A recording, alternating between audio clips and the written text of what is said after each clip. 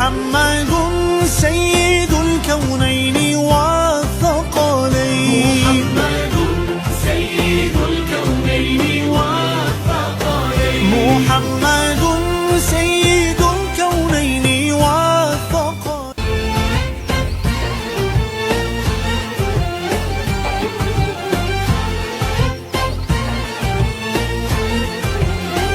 مولاي صل وسلم دائما أبدا على حبيبك خير الخلق كلهم مولاي صل وسلم دائما أبدا على حبيبك خير الخلق كلهم محمد سيد الكونين والثقلين محمد سيد الكونين والثقلين محمد سيد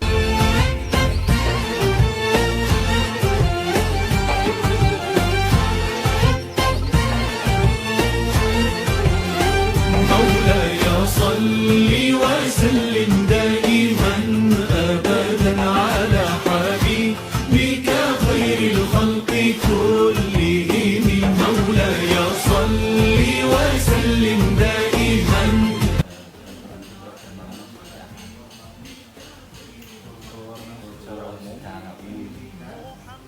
Kalau di pesantren dia ya, pesantren pada umumnya itu pesantren itu tempat untuk menuntut الكونين والثقلين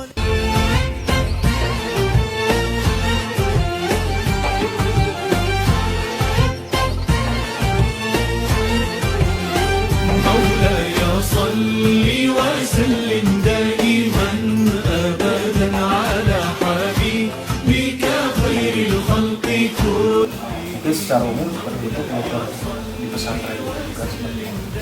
Termasuk dalam hal-hal yang lain. Jadi ketika saat gurunya bilang pimpin pemerintahan atau hanya pemimpin secara umum, ada juga yang berpendapat Aulia ini bukan pemimpin tapi sahabat setia atau teman dekat atau mitra.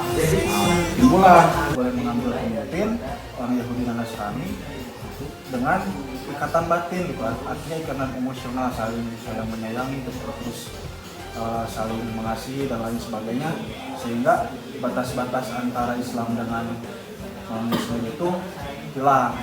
Tapi kalau sebatas profesionalitas, batas urusan duniawi, ya itu silahkan, itu mendatangkan juga diskusi-diskusi lain. Meskipun tidak khusus hari ini membahas masalah kepemimpinan, tapi ketika pas ngaji ada pembahasan itu ikut dibahas, mungkin seperti itu. Ruang-ruang diskusi dan ruang-ruang bermusyawarah di sini itu seperti apa gitu? Kalau untuk ruang-ruang musyawarah diskusi yang memang asasnya demokrasi yang ada juga. Jadi setiap pondok pesantren itu ketika melakukan sebuah kegiatan atau bicara ada apa, itu para dewan santri itu berunding. Nah, meskipun tidak semua santri itu berunding, cuman karena memang si urusan ini memang membawa santri, mereka sering berunding. Contoh ya di pesantren kan ada istilah, kalau di pesantren ya budaya pesantren itu kan di Kobong ya. Nah, di Kobong itu kan banyak santri yang tinggal bersama di satu kamar ya segede gini lah. Nah, itu kan ada prinsip makan semua, makan satu makan semua, lapar satu lapar semua. Itu kan suatu bentuk demokrasi gitu. Jadi harus bareng.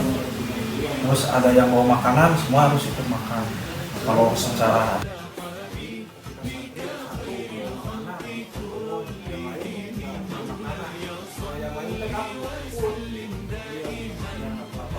misalkan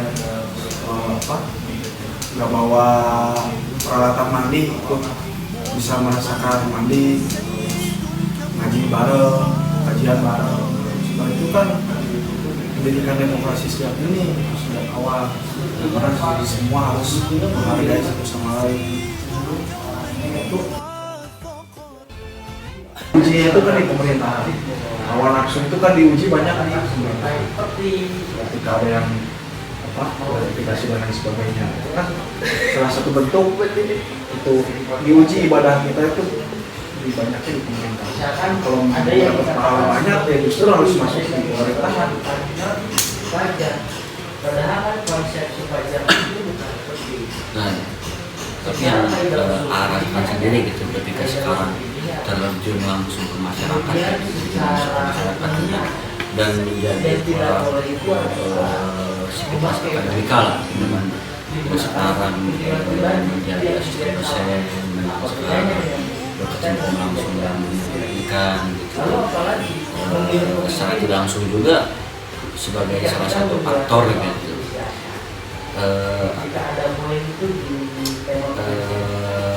Apa sih gitu yang sebenarnya menjadi pegangan gitu sampai saat ini gitu, bahwasanya seperti yang kita tahu bahwasanya ada perbedaan lah gitu, perbedaan yang sangat bisa terlihat lah. Kalau sekarang misal yang datang menjadi seorang aktor politik yang tadinya dari basicnya pesantren dan dari yang bukan gitu, mungkin yang rasakan sendiri itu seperti apa gitu, pegangan itu seperti apa gitu untuk bisa akhirnya ada dalam pelataran aktor gitu, aktor pendidikan gitu, aktor untuk terjun ke masyarakat gitu. Maksudnya seperti apa ya? Apa gitu yang bisa yakinkan bahwasannya jebolan dari pesantren dan jebolan dari yang kita bernarasi biasanya gitu, bahwasanya yang jebolan dari pesantren dan yang tidak itu seperti apa gitu. Jadi pegangan saya Ya, dan mungkin pegangan AR seperti apa gitu. yang membedakan itu antara yang latar belakang pesantren bukan dalam Dari aktor entah itu dalam berpolitik ataupun terjun langsung ke masyarakat gitu.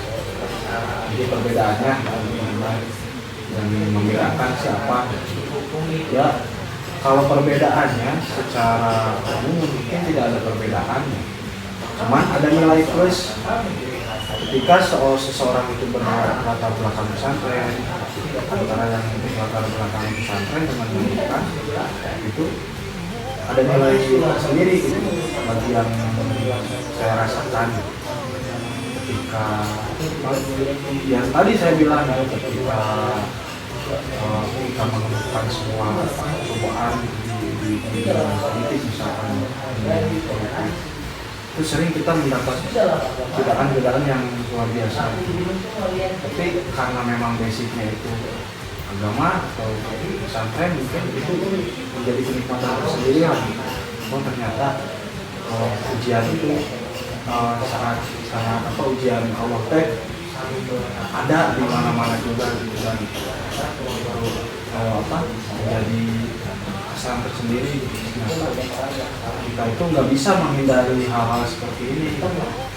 Kedua, kalau memang yang berlatar belakang pesantren itu biasanya ketika gagal, misalkan gagal calon, itu tidak merasa jadi beban, dia kan berangkat lagi karena memang manusia hanya bisa merencanakan.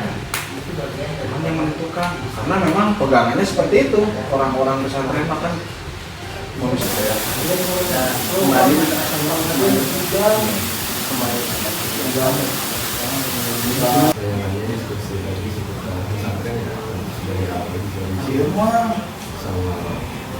awal membuka depan pesantren ini apa di dalam itu masuk ke itu Ini yang menjadikan saya itu terinspirasi dari beberapa pembawa. Yang paling pokok adalah bahwa pimpinan kita kemudian Nabi Rasulullah SAW juga selain pemimpin agama merupakan pimpinan negara yang sudah divalidasi oleh seluruh umat manusia, bukan hanya umat Islam saja. Beliau adalah seorang pemimpin beliau kemudian menjadikan saya inspirasi. Yang kedua, hubungan antara agama dan politik itu sangat erat kaitannya, karena dua itu tidak bisa dipisahkan, bukan kutub yang bersama. Misal begini, agama tanpa politik itu akan menjadi ruang-ruang kosong, kemudian politik tanpa agama itu akan menjadikan ruang-ruang yang tidak bernilai. Itu yang menjadi motivasi dan kemudian menjadi dorongan saya tidak penting.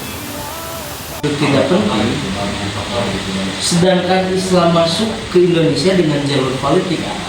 Wali Songo saja berdakwah dengan berpolitik, mengakulturasikan budaya melalui pewayangan misalkan yang dilakukan oleh Sunan Gunung. Mungkin ya bertanya.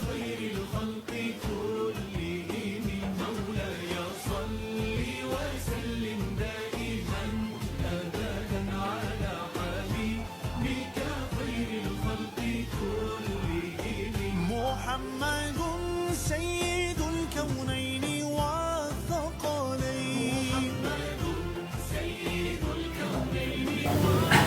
Ya mungkin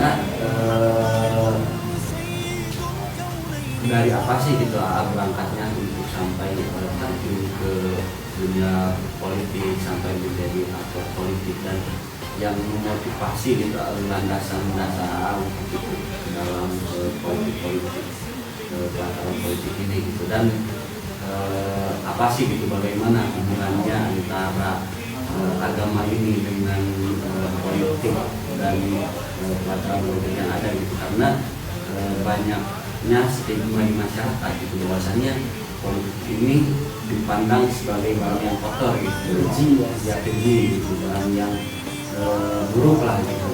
Bagaimana gitu di sana peran AA juga gitu sebagai seorang yang akhirnya akan terjun menjadi seorang aktor politik gitu, untuk menengahi dan mungkin untuk menjelaskan bahwasanya politik itu butuh agama gitu, dan agama juga gitu, sebaliknya gitu. Kemudian kami mengucapkan terima kasih juga untuk AA juga, terus untuk pihak pesantren yang sudah menerima terbuka gitu, menerima kami, menjawab pertanyaan kami, hubungan antara pesantren dan politik juga gitu. Terima kasih sudah meluangkan waktunya juga.